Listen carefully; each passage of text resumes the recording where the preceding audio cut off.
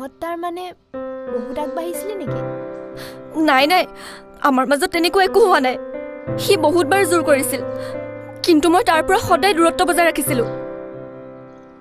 কিন্তু কিন্তু কি? একো হোৱাই নাই যদি তই কিয় ইমান ভয় খাইছ? কাৰণ সকলো জানি বুজি মই বহুত ডাঙৰ ভুল এটা কৰি থৈছোঁ। এবাৰ নহয়, দুবাৰ নহয়, বহুতবাৰ। মই ফিনিছ ৰশ্মি, মই ফিনিছ।